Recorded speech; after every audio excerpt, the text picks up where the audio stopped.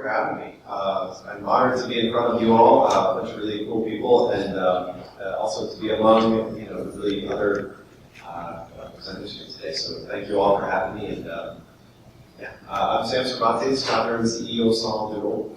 We make 3D printers. Does everyone here know what a 3D printer is? Raise your hand if you know what a 3D printer is. Okay, that's almost everybody. Great. Okay, for those of you that don't know what a 3D printer is, a 3D printer, we have one over here. You probably can't see it. It's on the ground. 3D printer is a magical machine. Okay? You upload a 3D file, a 3D computer file, and it gives you a real physical image. Real physical part. How cool is that? Totally revolutionary. At the consumer level, 3D printing has only been around for 4 to 5 years. So it's something totally revolutionary. It's going to change the world. And that's why I'm so excited about what we're doing. So, sorry. We're Solidoodle. What do we do? What makes us different? What makes our 3D printers different than some others on the market? We focus on 3 things. Affordability and easy to use. That's kind of our mantra, right? We try to keep the printer affordable so that everybody can have one. Our printers are just $500, so we try really hard to keep it at the consumer level. Easy to use. It's plug and play. Printer's just fully assembled, ready to go right out of the box. You plug it in the wall, you push the one button, and it just works. So really try to have a consumer focus. High quality. Everything we ship is 100% fully tested, ready to go right out of the box. We want to unleash people's sense of creativity. I should back up a little bit since we're hardwired and talk about why I'm so excited about 3D printing. I see 3D printing as just one small subsegment of the coming robotics revolution. Okay, the robotics revolution is coming. In 10 years, we're going to have humanoid robots walking all around us. It's really cool, right? So in the early 1800s, we had the Industrial Revolution. Late 1800s, we had the Industrial Revolution, mass production. In the 1980s, we had the digital age, cheap microprocessing power. Early 2000s, late 90s, we had the internet revolution. The robotics revolution is the confluence of all 3 of these technologies. Really awesome, and finally it's possible. I couldn't have started this company 10 years ago because the fundamental technologies didn't exist. For example, Arduino, our electronics are Arduino-based, and that's a fairly recent phenomenon. So it's finally possible to do what we're doing. So how did we start? I'll tell you a little bit about our story and how we got off the ground. I started the business in my apartment in September of 2011. I started making the printers in my kitchen. And we like to say in Silicon Valley, you get a garage for your startup. Well, in Silicon Alley, in Brooklyn, I had a kitchen. So let's see, I had a big piece of sheet metal on my cabinets out there, microwave in the background. I had to weld these frames up, these metal frames, with a big spot sparks fly over the kitchen. My girlfriend loved that. Anyway, so founded in my apartment, I think it was a Solidoodle 1. The first generation printer, I think we sold maybe 20 printers, all assembled by me in my kitchen, and have one now. It's a collector's item, so hang on to it. We only sold 20 printers, put them all in my kitchen. And yeah, we didn't sell a lot for 6 months, sales were kind of slow. But the important thing allowed us to iterate the product, to gain feedback from the market, and really see what customers wanted. April of 2012, we launched the Solidoodle 2. That really put us on the map. $500 for a fully assembled printer. Bam. They made headlines around the world, thousands of sales overnight. Really took off. Debuted during Tech Day. And today, we have a wheel factory. This is our factory today. We pump out thousands of printers, millions of dollars of sales. It's really exciting. It was challenging. The saying goes, hardware is hard, right? And hardware is hard. But my friends come to me and say, Sam, I want to make the next Facebook. I want to make a social network. It's easy, right? You just write a website. It's easy. At least that's what some of my friends think. I don't think anybody thinks hardware is easy. It's really hard. You have to, build suppliers, building your global supply chain, troubleshooting problems, suppliers, vendors. It's tricky, but it's also very rewarding. So if you're going to do it, get some really good hardware from your team. So our factory is our main assembly line right here, where we test every machine before it goes out the door.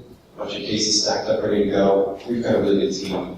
And we've got a really diverse company. And we try to make our company as diverse as our customer base. We sell to 60 different countries. So Solidoodles go all over the world, everywhere from Asia to South America.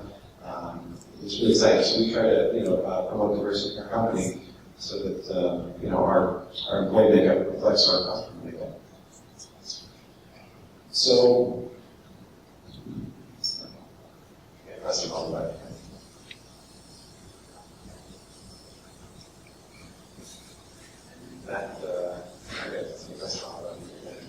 Oh, here we go. Okay. Sorry about that. So what makes 3D printing so cool? Movie stars. Who's our customer base, right? Primarily our customer base is consumers, because we have a lot of families that sell. We have a lot of families that sell 3D printers, or that buy 3D printers. Schools buy our printers. Engineers and designers buy our printer. Mostly our customer base is consumers. But 3D printing is also a great thing for manufacturing. It allows a small company, especially like ours, to grow and to scale. So we can prototype new products on the 3D printer, and then we can go to production with these new products on the 3D printer. One 3D printer can make maybe 20 parts a day. So if you want to scale your company, make more parts, add more 3D printers. And here we have a whole bank of 3D printers, 30 printers actually, printing out parts day and night, nonstop. It's really exciting. So 3D printing allows us to scale quickly in a cost-effective way. And it's not capital intensive. You can buy one printer, and then as you grow, add more printers on. So you don't need to invest thousands of dollars in molds and things like that. Really cool. We can also react quickly to customer requests for improvements. If our customer wants us to redesign a part or add a new feature, we can do that quickly and cheaply by simply reprogramming our printers. We don't have to invest in new molds and tooling and that. So 3D printing is really a game changer, I think, for manufacturing. And also, since we have 30 printers, we can test our own product and figure our own tooling. We're always, somebody asked about, what does the product life cycle look like, right? How do you iterate, how do you improve your products? When is it an evolutionary design change, and when is it a revolutionary change? And we do both. We don't wait to group all of our product improvements into the next version number. We're on Solidoodle 3 right now, but we don't want to wait till the Solidoodle 4 to make all improvements. We evolve our machinery continuously as a result of customer feedback and our own design insights. So our machine is always changing. I got examples here. We went from a wooden platform on the left to a aluminum platform on the right. That's the build stage that the part actually prints on. Stronger, more durable, things like that, especially for shipping. We upgraded our electronics here from mostly 3-hole board to an SMD board for those electronic speeds out there that know what that means. Basically, we're always evolving the machine to make it more reliable. A lot of that comes from our customers. Our customers tell us what they want. We have thousands of machines out there in the wild, and anything that can go wrong will. So we listen to their feedback, and we do what they want a lot of times. So lessons learned. Number one, focus on your product. Product first. Good design is everything in this industry. So good design is super important. It all starts with good design. And your customers. Customers are an amazing resource for feedback, but also community. It's really cool. We have this huge customer base out there, and sometimes they come up with improvements and invent new little features for our machines, but we never even thought of. So that's really cool, especially in this day and age. We support, we feed our ecosystem in our community of Google groups and Facebook. We have forums, all that stuff, and so many different touch points in the world of communities as well, and we support those and feed them. Dream day. Our goal is to put one of these in every home in the world, and our customers latch onto that, and they really buy into the mission. And hard work works. That hard work is really hard, but if you work at it, we found that we can really achieve it. So we're really excited. So that's all I've got. What kind of questions do you guys have? 3D printing or robotics? Question in the back. Hi. Thank you for the presentation. It's really good. I was wondering, because you seem to be very close in touch with your customers, have you noticed any trends in what they're making with your product? And was there anything that you've seen created that was particularly impressive? Yeah, our customers are thinking bigger. In the beginning, our customers started out putting little knickknacks and little things for around the house. We're putting a frog here. Our customers are starting to think really big. One of our customers, for example, made a car, a 3D printed car, a full-size car with his credits. Yeah, that was our reaction. Yeah. So he wrote this car up. It's a 1970s Aston Martin. It's a car you can't buy anymore, so you have to make it. And he designed it in his computer, and he broke it up into 6x6 inch chunks so he could print it on our little printer. He printed the thing out and glued it together, a car, full-size car. I think it took him, it cost him about $1,000 in plastic, and it took him hours, months. But the idea was, it cost him $2,000 in materials, and it would have cost him $20,000 with conventional manufacturing processes. So our customers are starting to think big, and it's really exciting. But when does the main product position change for you? Is that a great thing because you had to get to space, or what are your thoughts on the product? Is it the main product position? Okay, just changing. So interesting. I think it happened in, if I recall, June. I think your friends at MakerBot was acquired by Cervantes. It's interesting. If I'm not mistaken, they're at a higher. We're trying to slightly different market and at a higher price point. I don't see that. I guess what we're focused on is keeping printers affordable and easy to use, right? We want to keep the printer in the realm of the consumer. We're not always going to have the latest, all the latest bells and whistles. We can only do one color at a time. We can't do two colors. Our printer is limited in size to 8 inches. So we try to keep the printer affordable and easy to use. And that's really our focus. Other people are doing different things, and that's great. I think it kind of reaffirms our space in the market. Any question in the back? Yeah, hello, my name is Molly, and I'm with Samurai Circus in Mexico as well. And it seems like there's so many 3D printer companies out there.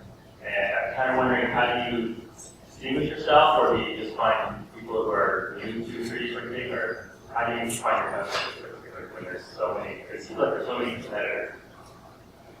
In terms of serious competitors, I don't know that there are a lot of serious 3D printer companies out there. I'd say maybe a handful, in the 3D printer manufacturers that sell a fully sellable 3D printer for $500. I can probably count on one hand. So we try to do the best in our particular niche. Our niche is affordable and easy to use. And I'd like to think we're the market leader in affordable and easy to use 3D printers in the $500 to $800 price range. Everything we ship is fully assembled, ready to use right out of the box. We really focus on having a tightly integrated, really great consumer experience. And we sacrifice some things in that. Other companies have really big printers, and that's really cool. Other printers can do 2 colors at a time, but we really focus on trying to do one thing and do it really well. One last question. Hi, Chris Crail from First Round Capital. What's coming next in terms of materials? What will I be able to make things out in my next generation machine? Right now, we just use ABS and PLA. But in the future, we're experimenting with things like nylon, which is a high-strength plastic. I think it's on the order of 2 to 3 times stronger, so we can probably make stronger things. We've tried wood filament, like a wood particle filament, which is really exciting because it's a recyclable, renewable resource. It's really cool. We just added probably 6 to 7 new colors in the store. A lot of people are experimenting with a lot of different things, but we're more focused on affordable and easy to use. I'd say wood has a lot of promise. I think it's recycled wood particles and some kind of studded binder you can put in the nozzle. So the preliminary tests are really good. I think it's got potential to save money and make a more sustainable thing.